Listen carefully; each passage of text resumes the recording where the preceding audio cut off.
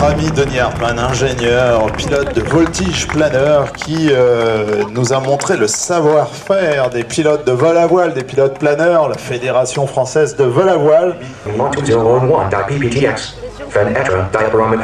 Pour voir le planeur et pour qu'il puisse aussi se repérer par rapport à la colline. Donc allez voir nos amis du vol à voile, d'abord, basé de Romain. Allez le gadget, l'Alpha-Jet qui arrive par la gauche.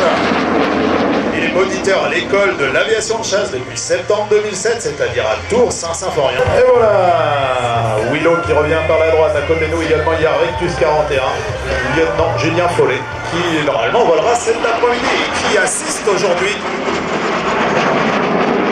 le capitaine Van Duslager à la radio au niveau du point central. Tout de suite, voilà Alpha-Jet qui revient par la gauche. Allez, tonneau piloté.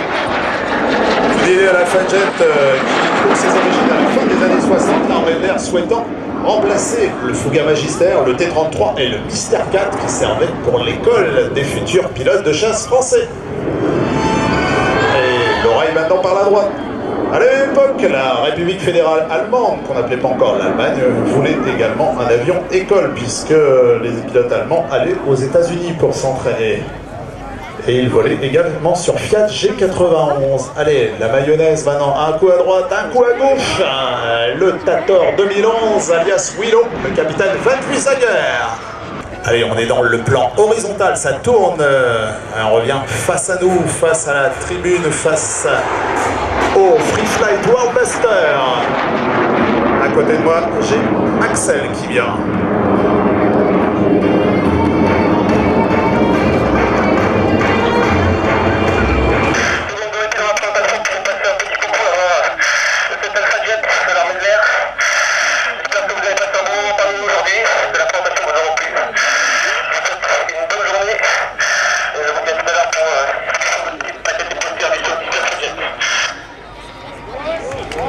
Superbe, Willow en direct live, vous avez vu qu'il est essoufflé parce que c'est très physique cette présentation avec ce passage basse vitesse, volet sortie. Il faut savoir que l'Alpha-Jet est également un avion qui a été vendu à l'étranger et le premier pays à l'avoir acquis, c'est la Belgique.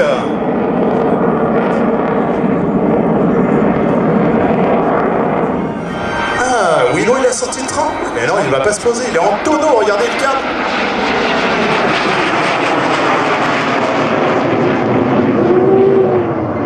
Voilà, ça tourne, et ça tourne encore.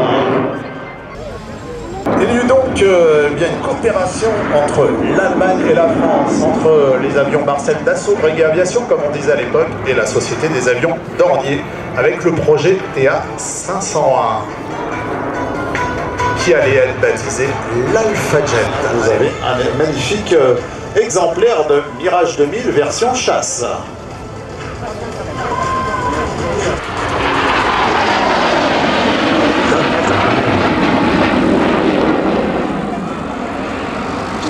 Van Petra having 12011.pptx. Standard buried owls. À côté de moi, j'avais l'adjudant Oudjani, on les salue, nos amis du Gamstat, la stat de Valence-Chabeuil, qui sont avec nous avec le Tigre, nos amis du Gamstat.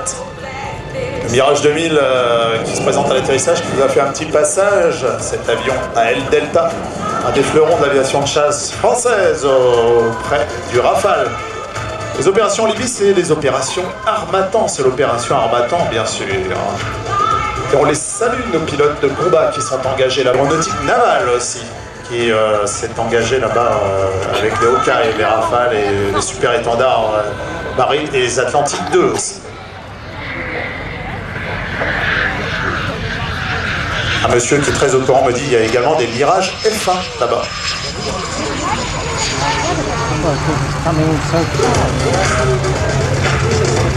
Et on attend.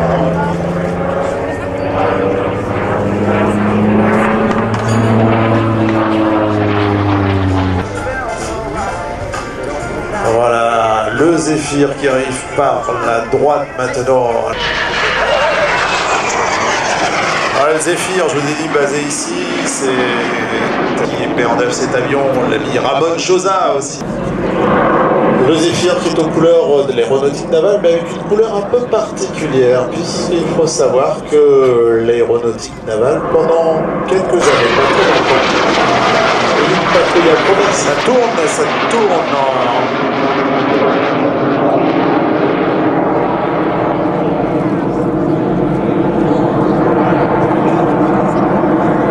Claude Rocky aussi vole sur ce type d'avion. Monsieur Rocky, passionné d'aéronautique, il a écrit un livre, Passion, pilote de chasse, puisqu'il a été pilote de chasse sur T6 notamment en Algérie, Mystère 4, SMB2, Mirage 3 également.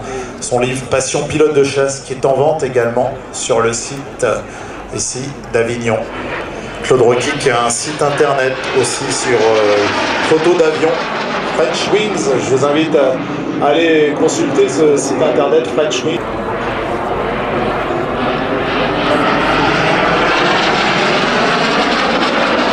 Ah, magnifique Zéphyr, pardon, le CEM 175.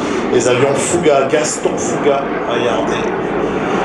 Tiré d'un planeur cet avion.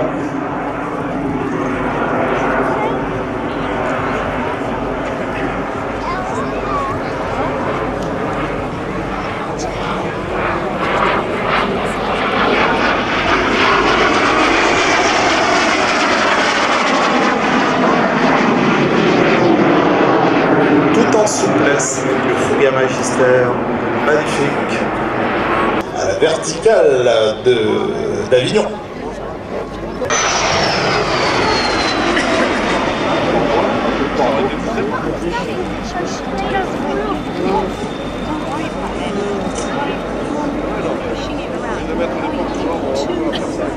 Le Fouga Magister, Magister en grec ça veut dire le maître de la formation bien sûr, c'est 1952.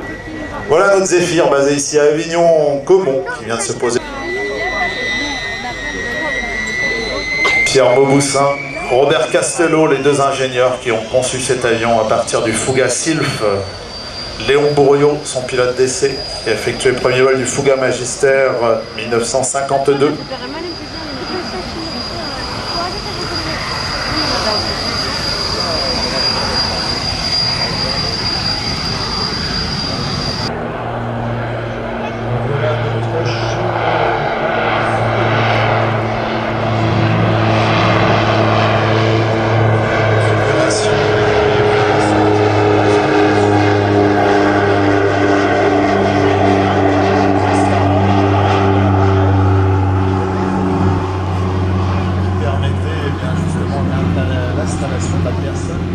Allez, la mayonnaise d'Alain Bess, maintenant, cuisinier devant l'éternel.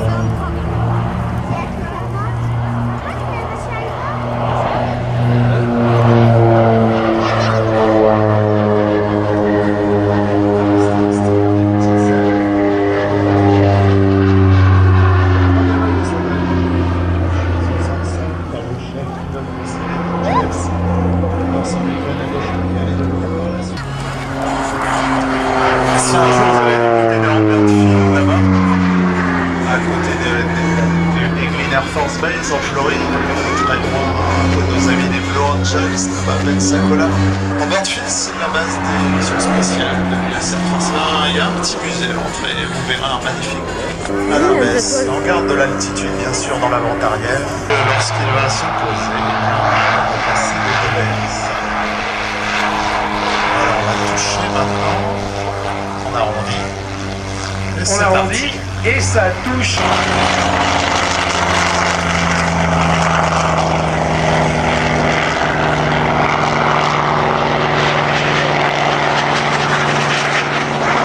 Notre ami Ramon Josa sur le podium.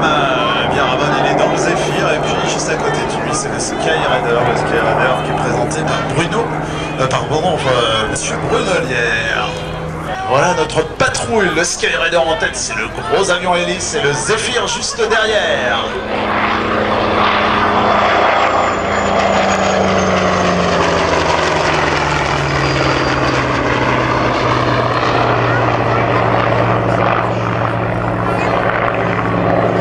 Juste derrière, bah c'est le Zéphyr aux couleurs de l'aéronautique navale, on l'a vu tout à l'heure, il est aux couleurs de la patrouille de l'aéronautique navale qui sévissait dans les années 60.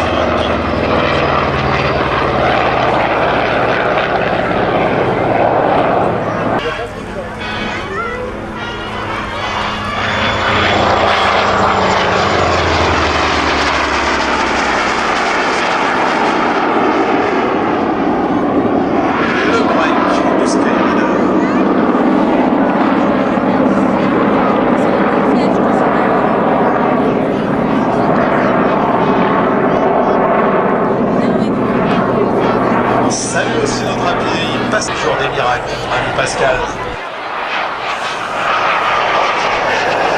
Voilà le Zéphyr, à la vitesse, lors de la patrouille de l'aéronautique navale.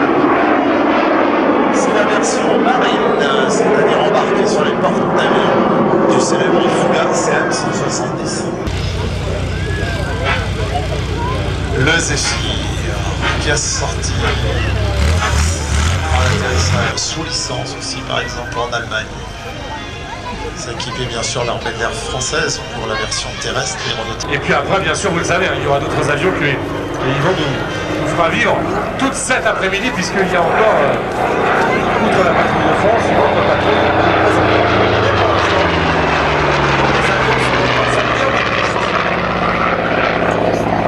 Un petit peu de musique.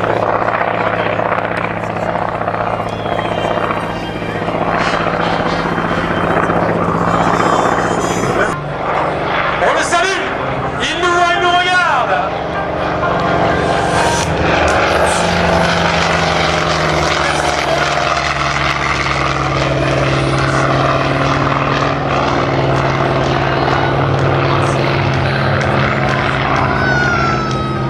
Tu as vu Stéphane, c'est impressionnant.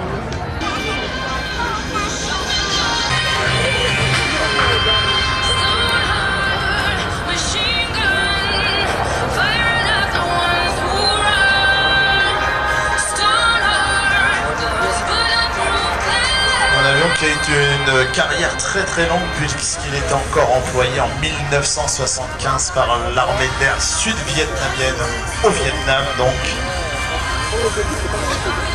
Construit. 31, fleet line 51, copy checks, canopy down and lock, clear line up 17, wind.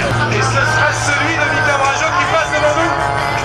L'avion rouge de Mika qui va rejoindre Canel. Que se passe-t-il alors? Yvan, une explication, pourquoi deux avions d'un seul coup? Eh ben, deux avions d'un seul coup, tout simplement parce qu'ils vont se rejoindre dans le ciel avec la fumée. Alors Catel a fait une présentation solo, type Free Flight World Master, et maintenant, eh bien, Mika se met en vente arrière, il va revenir certainement au Catel sur lui avec la fumée, bien sûr. Regarde Catel, elle arrive par la droite. Catel, c'est l'avion 11, bien sûr, et Mika Brajo, c'est l'avion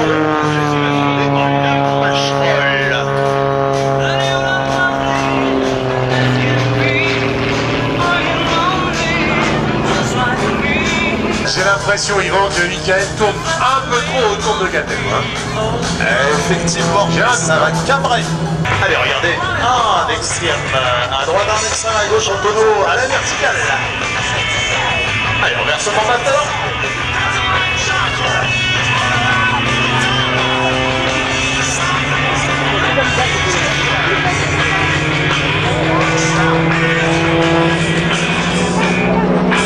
Magnifique manée. Ciel d'Avignon. Allez, c'est parti, Mika, il a tiré sur le manche, il l'envoie.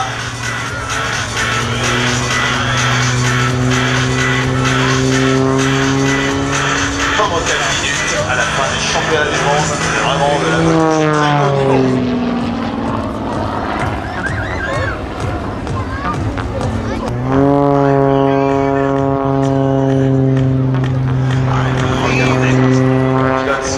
Sur quelques mètres de distance, en mettant un tout petit peu de puissance. Voyez la course sur le dos, il descend en vrille à plat.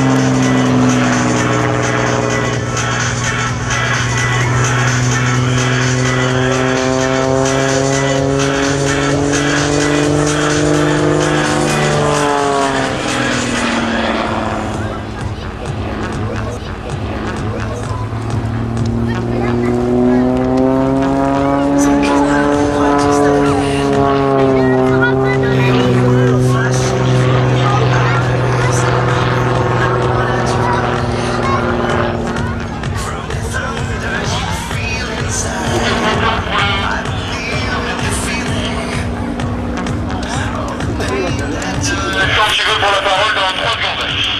La parole dans 3 secondes pour Mickaël. Messieurs, bonjour. C'est Mickaël Brochant qui vous parle à bord de l'avion rouge en face de vous. Je vous remercie d'être venus si nombreux aujourd'hui. J'ai monté vertical. Les démonstrations ne sont pas finies. Vous allez encore en prendre plein les yeux. Pas pour moi. Je vous souhaite un agréable fin de meeting. Merci beaucoup. Et lâchez-vous sur les applaudissements, s'il vous plaît. Criez dans les deux sur vous dans le dernier passage.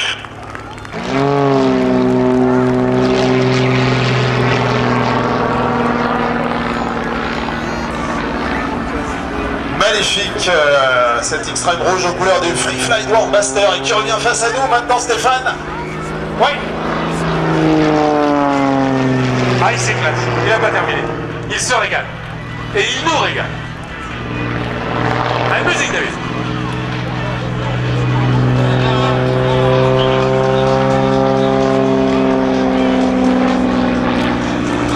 Et voilà, Mickaël qui va se représenter.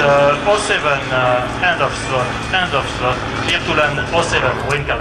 Dans son avion, à vous maintenant, à droite et à gauche pour Mademoiselle Cadette Boulanger. 1, 2, 3, à vous, s'il vous plaît. Allez, vas-y, allez-y. Encore. Allez, Avignon, vous êtes déjà plus de 30 000 personnes, ça fait encore plus de bruit que ça. Ils vont venir me rejoindre sur scène, j'en suis sûr, parce qu'ils attendent. Voilà, la patrouille change de nouveau de formation, reprend sa formation de base.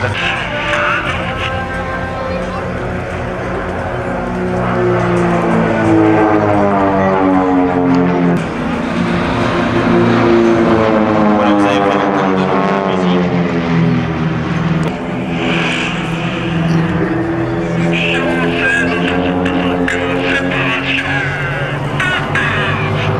Voilà, magnifique. Vous les applaudir pour vous.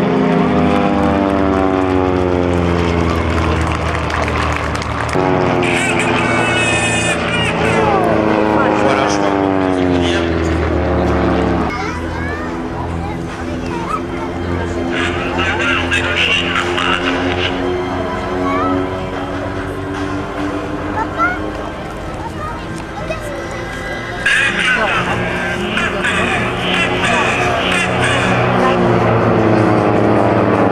Puisqu'ils vous regardent de leur cockpit.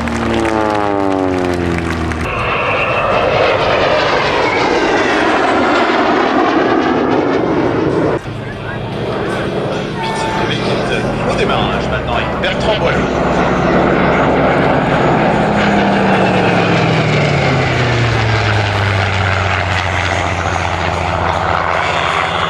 Le bruit et les fumées de Sifury, le bruit du moteur Griffon, avec Tristan, Fighter Collection.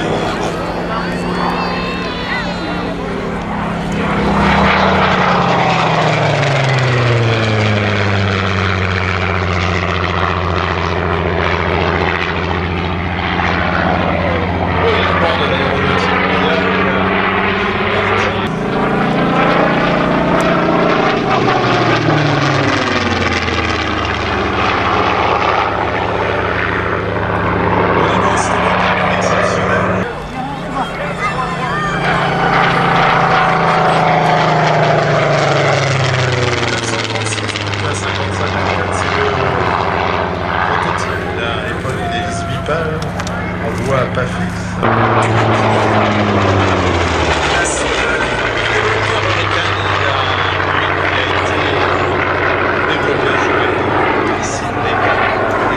Pourquoi je parle de Sidney Cap maintenant? Parce que l'ami Marchand, l'exploitation vient de passer avec le Sifury et cet avion, il a été étudié effectivement par Sidney Cap, grand ingénieur de la firme Hawker à l'époque.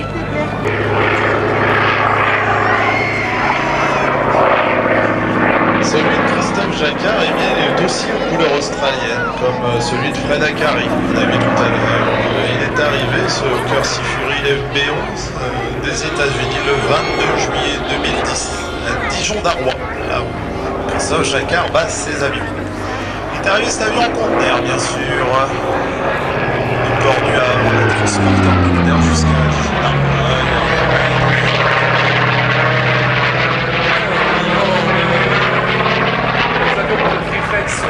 ses œuvres et qui revient face à nous. Pendant la Deuxième Guerre mondiale, le commandant des Marines, Greg Papy Boynton, était à la tête d'une escadrille de pilotes de chasse. Celle-ci était composée de marginaux et d'aventuriers qui devinrent les terreurs du Pacifique Sud.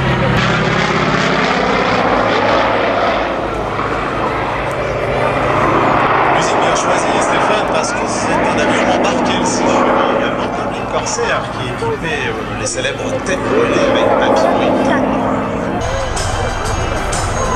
qui bien sûr a été engagé au large, au-dessus de la ligne même, basé à Valence-Chaboeil.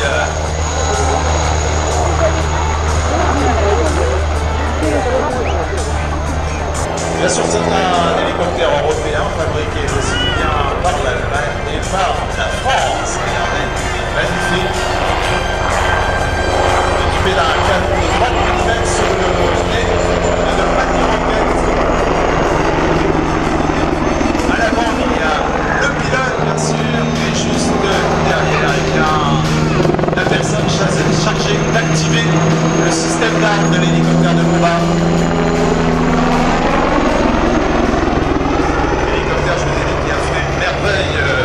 En Libye, puisque l'engagement des hélicoptères français en Libye. Vous allez voir si une patrouille est difficile à réaliser, parce que vous avez l'avion à hélice qui demande l'avion à axe juste derrière. Le système a ce genre de spectacle. Et vous allez constater que le pilote suisse, juste derrière avec le hunter, va réguler beaucoup au niveau du moteur pour pouvoir